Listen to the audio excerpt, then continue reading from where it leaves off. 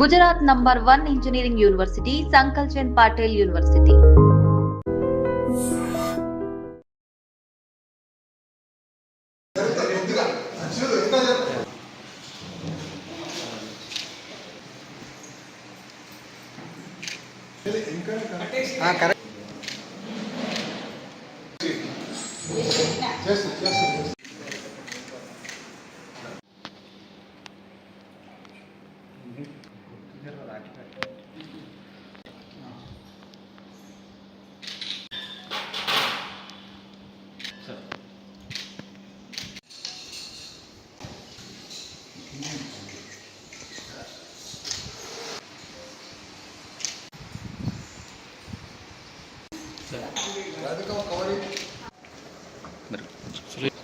Phone ఇచ్చిన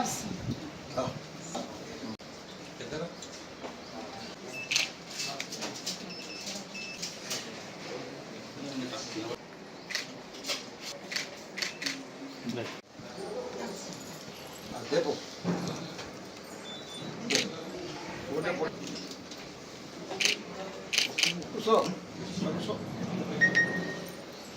उधर देखो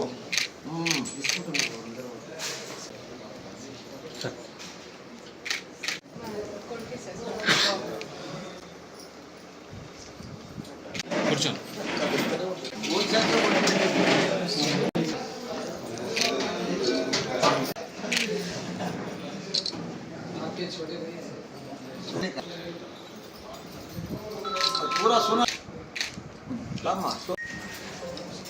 इवेंट చేస్తాం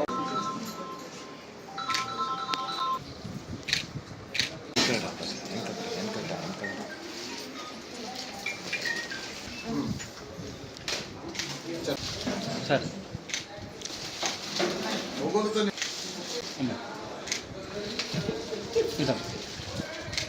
సార్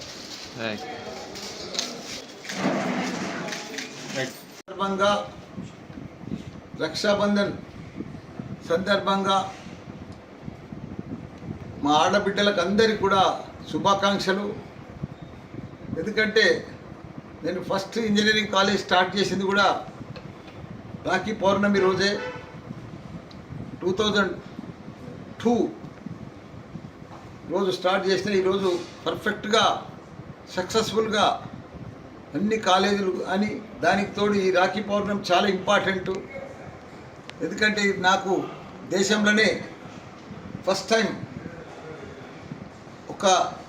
ఒక పార్లమెంట్ మనిషి ఈరోజు 3 యూనివర్సిటీలు దేశంలోనే పెద్ద యూనివర్సిటీలు డీమ్డ్ యూనివర్సిటీలు నడిపిస్తూ ఒక 50,000 మంది స్టూడెంట్స్కు ఇంజనీర్స్ కానీ అదే మాదిరిగా సిబిఎస్ఈ స్కూల్స్ కానీ మెడికల్ దాంట్లో కానీ ప్రతి దాంట్లో కూడా పర్ఫెక్ట్గా అన్ని సక్సెస్ఫుల్గా రన్ అవుతున్నందుకు చాలా సంతోషం అనిపిస్తుంది. అదే మాదిరిగా ప్రజలకు ఎప్పటికి కూడా సేవ చేయాలి.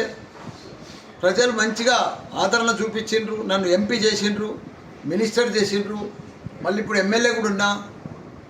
నాకు రాజకీయ పరంగా కూడా ప్రజలకు సేవ చేయాలని ప్రతి ఒక్కరికి కూడా పేద ప్రజలందరికీ కూడా మంచిగా సేవ చేయాలి, ఫ్రీగా ఉచితంగా అన్ని రకాల కూడా వైద్యం అందియాలని. దానికి తోడు మా మెడికల్ కాలేజీలో ప్రతి ఒక్కరు కూడా మన ఆడబిడ్డలు ఎవ్వరు డెలివరీ అయినా కానీ వాళ్ళకు 5,000 రూపాయలు చెక్ ఇస్తాం, సిఎంఆర్ చెక్. అదే మాదిరిగా కేసీఆర్ కిట్ మాదిరిగా మల్లారెడ్డి కిట్ కూడా ప్రతి ఒక్కరికి కూడా 1,200 రూపాయలది సోప్ కానీ టవల్ కానీ ఆ కిట్ కూడా అందిస్తున్నాం అందరికీ. డెలివరీ అయినాక ఎవరైనా కానీ ప్రతి ఒక్కరు కూడా ప్రెగ్నెంట్ అయినాక 3 months తర్వాత ఎవరు వచ్చినా కానీ ప్రతి ఒక్కరికి కూడా వాళ్ళ టెస్టులు మిగతా 6 నెలలు టెస్టులు కూడా ఫ్రీ. వాళ్ళందరికీ కూడా డెలివరీ మందులు ఫ్రీ, మళ్ళీ డెలివరీ కూడా ఫ్రీ.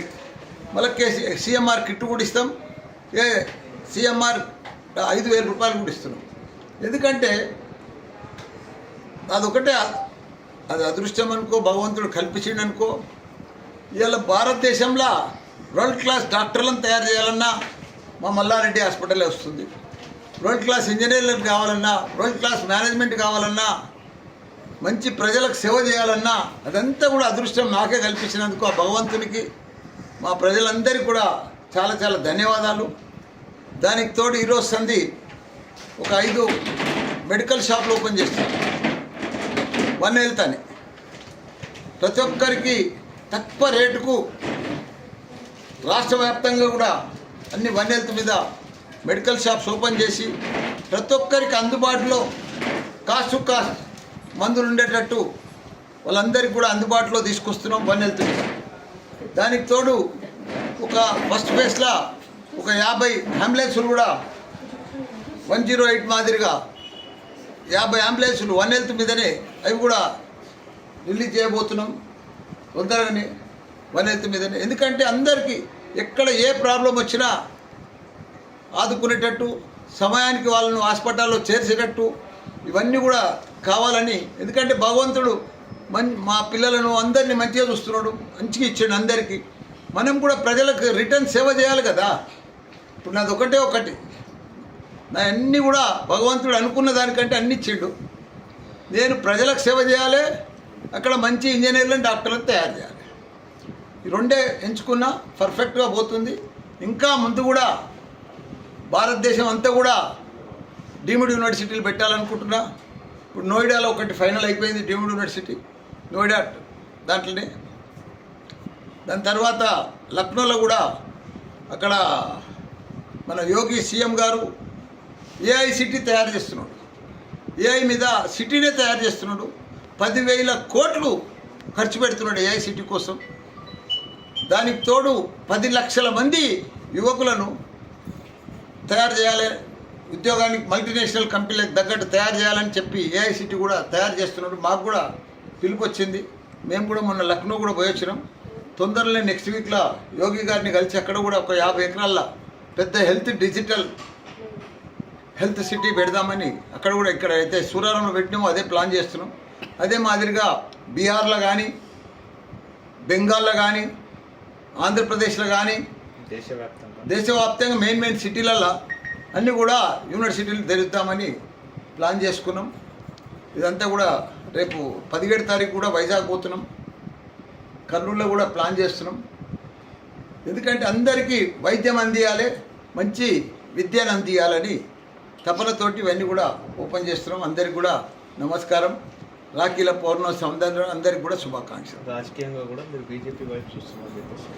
చూడు, రాజకీయంగా బీజేపీ వైపా, తెలుగుదేశం వైపా, లేక టీఆర్ఎస్ వైపా కాదు. నేను ఇప్పుడు టీఆర్ఎస్లో ఉన్నా.